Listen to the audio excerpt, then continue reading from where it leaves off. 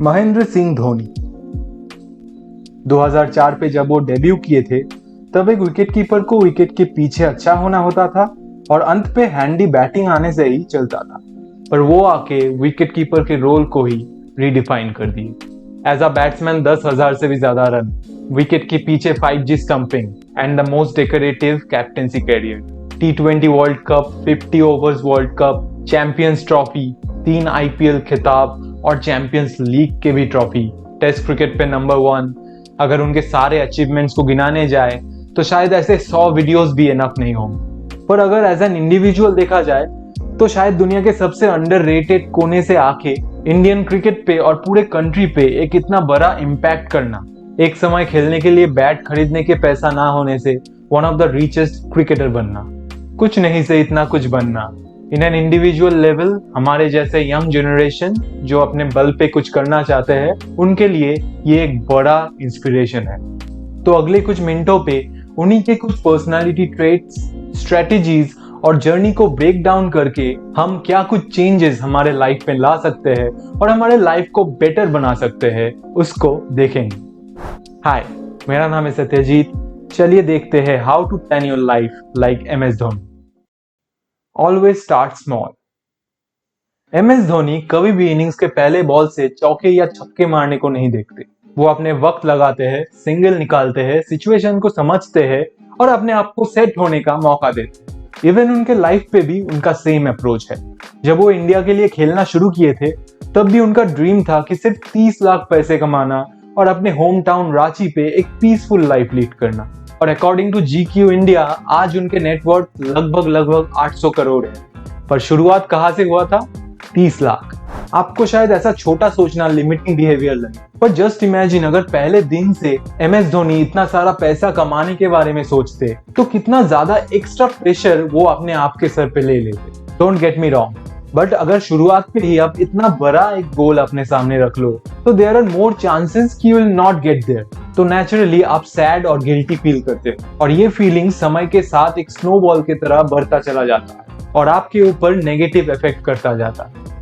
But at the other hand अगर आप MS Dhoni की तरह एक बड़ा सा गोल को छोटे छोटे टुकड़ों में डिवाइड कर लेते हो और एक अचीवेबल टारगेट के साथ शुरू करते हो तो with every win you feel happy and positive, और ये फीलिंग भी स्नोबॉल की तरह बढ़ता हुआ जाता है और आपके जर्नी पे एक बड़ा हेल्प बन के सामने आता है। जब MS धोनी एक बड़ा सा टारगेट चेस करने आते हैं तो वो कभी बड़ा नहीं सोचते। मे बी वो सोचते हैं कि पहला 5 बॉल पे चाहे रन ना बने पर विकेट ना जाए, और जब वो ये अकम्प्लिश कर लेते हैं तो he gets a good feeling. अब वो नेक्स्ट 5 गेंदों पे शायद 3 रन बनाने का कोशिश करेंगे, और जब वो ये 5 गेंदों को भी जीत लेंगे तो उनके कॉन्फिडेंस लेवल दुगना हो जाता है। और ऐसे ही MS धोनी बड़े बड़े टारगेट्स को चेस करके दुनिया के बेस्ट फिनिशर कहलाते हैं। तो गुड ह्यूमन, आप भी आपके गोल को छोटे छोटे हिस्सों पे बांट लीजिए और एक छोटा सा अचीवेबल टारगेट से शुरू कीजिए। अगर आपको एक्सरसाइज का हैबिट बनाना है तो स्टार्ट विद 5 पुशअप्स और maybe just by wearing shoes. अगर आपको कोई बिजनेस स्टार्ट करना है तो start with 1 product, 1 customer, 1 sale, $1। और ऐसे ही अब जब चीजों को धीरे धीरे समझने लगेंगे तो सब कुछ अब बेटर हैंडल कर पाएंगे और आगे बढ़ पाएंगे। Think in straight line. माँ ही एक बहुत पावरफुल थिंकर है। उनके यूनिक डिसीजंस को देख के लग सकता है कि वो बहुत क्रिटिकली सोचते हैं, बट इन रियलिटी उनके थॉट प्रोसेस बिल्कुल सिंपल और स्ट्रेट है। For example 2007 T20 world cup पे जब बॉल आउट हुआ था तब उन्होंने प्रोफेशनल बॉलर्स को ना चुन के पार्ट टाइम बॉलर्स को चुने थे और उनसे उनको सक्सेस भी मिला था।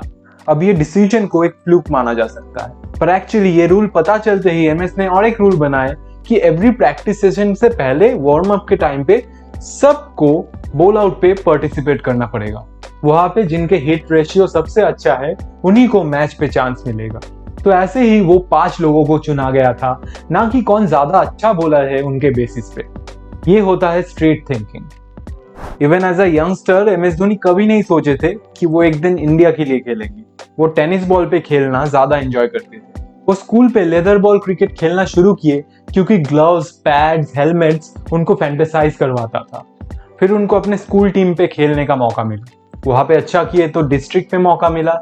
फिर वो सोचे कि यहां से अच्छा करे तो what's next? State team. What's next? Zonal team. What's next? India A, and eventually Team India. Here is another example of his simple thinking. So I would say I always felt I had a very simple life. It was very simple when it came to the journey. I would always take care of the things that were in my control. I was never bothered about selection. If I didn't get selected, for me it was like I need to score more runs, I need to do better wicket keeping, because those are the things that will help me perform. Thinking about not getting selected won't help me in any ways. It won't really help me get better. It will only fill me with more bitterness and Simple, right? I know life is complicated, but हमारे thoughts उनको 10 times ज़्यादा complicated कर देता है. अगर हमें कोई exam और जॉब को क्रैक करना है, तो we have to study and work hard. Simple. But then we start thinking about reservations and other conflicts जिसके ऊपर हमारा कोई कंट्रोल नहीं है. सारे प्रोफेशन, सारे फील्ड्स पे करप्शन, पार्शियलिटी और प्रॉब्लम्स होते हैं. पर अगर हम उसको ही हर वक्त सोचते रहे, तो हम खुद को कभी बेटर नहीं बना सकते. मोरओवर, कॉम्प्लिकेटेड थॉट्स आपके फोकस को डिस्टर्ब करता है. तो try thinking in a straight line. हमेशा रिजल्ट्स के बारे में सोचना हमारे एक एडिक्शन जैसा. Concentrate on the process more. Results तो अपने आप आते हैं. Do the right calculation and take risk. Someone rightly said कि महेंद्र सिंह धोनी के दिमाग कंप्यूटर से भी तेज चलता है. कौन से बॉलर को कब टारगेट करना होता है या कौन से बॉलर को संभाल के खेलना होता है, वो उनके दिमाग में हर वक्त चलता रहता है. लास्ट 2-3 ओवर बाकी रहते वक्त भी वो ऐसे समय पे बड़े शॉट लगाते हैं जहां पे अगर विकेट भी जाए तो जो दूसरे एंड पे सेट बैट्समैन है उनको स्ट्राइक मिले. मतलब he is taking risk when he has to, but minimizing the chances of failure. ऐसे ही उन्होंने अपने लाइफ पे एक बहुत बड़ा रिस्क लिए थे जब उन्होंने रेलवेज का जॉब छोड़ दिया. एक लोअर मिडिल क्लास से बिलोंग करते हुए एक गवर्नमेंट जॉब को छोड़ के ऐसा कुछ चुनना जिसका कोई सिक्योरिटी नहीं है, बहुत बड़ा रिस्क होता है.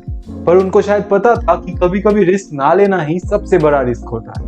अगर हम कभी रिस्क ना ले तो हमें कैसे पता चलेगा कि हम क्या बन सकते थे, क्या कर सकते थे. इस मामले में सबसे वर्स्ट केस क्या हो सकता है कि हम फेल हो जाए.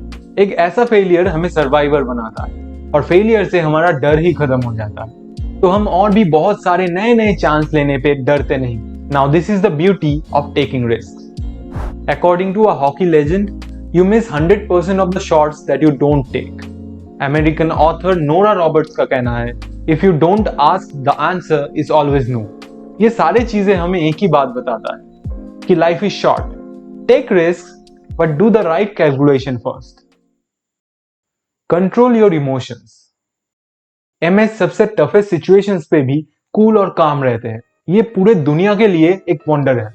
उनका कहना है कि एंगर, फ्रस्ट्रेशन, डिसअपॉइंटमेंट उनको भी होता है, but none of these are constructive. ये सारे चीजों से कोई अच्छा रिजल्ट नहीं आ सकता. इसीलिए वो कॉन्शियसली सारे इमोशंस से अपने आप को डिटैच्ड रखते हैं.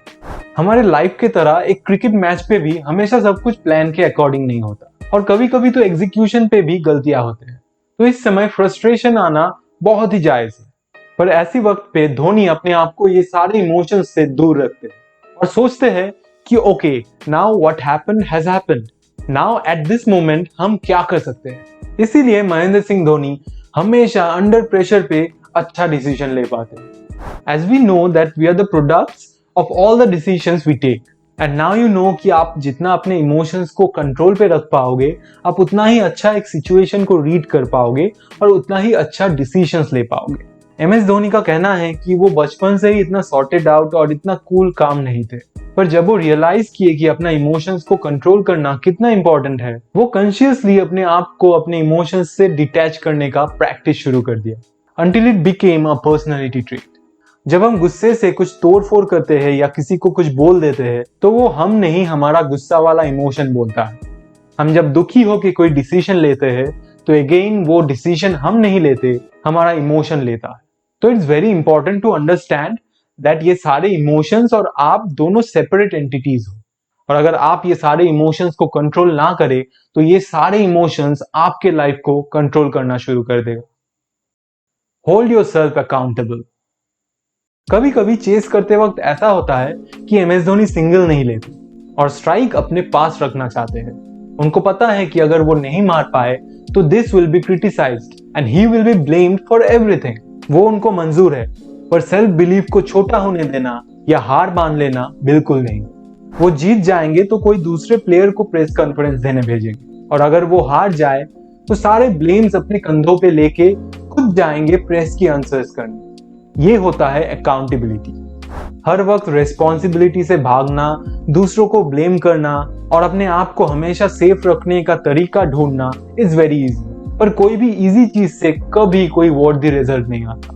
हर एक अच्छा काम के साथ एक कंसिक्वेंस आता है and you have to accept that. Suppose आप साइकिल सीखना चाहते हो तो एक ना एक बार आपको गिरना ही पड़ेगा। अगर आप अपने लाइफ में कुछ करना चाहते हो तो कभी ना कभी आपको दोस्तों को ना बोलना ही पड़ेगा और मिसअंडरस्टूड होना ही पड़ेगा। अपने सिचुएशन और गोल्स के बारे में अवेयर होना और कंसिक्वेंसेस को एक्सेप्ट कर लेना ही अकाउंटेबिलिटी का क्लोजेस्ट डेफिनेशन है, और ये कोई भी इंसान के सक्सेस पे एक बड़ा रोल प्ले करता है।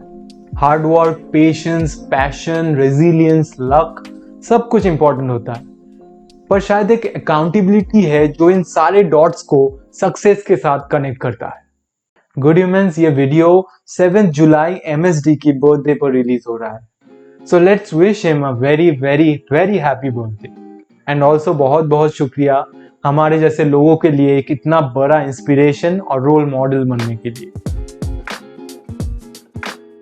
और गुड ह्यूमन, ये 5 स्ट्रैटेजीज ही बहुत लॉजिकल और प्रैक्टिकल है, तो चलिए देखते हैं इन स्ट्रैटेजीज को अप्लाई करके हम अपने लाइफ पे क्या क्या चेंजेस ला पाए।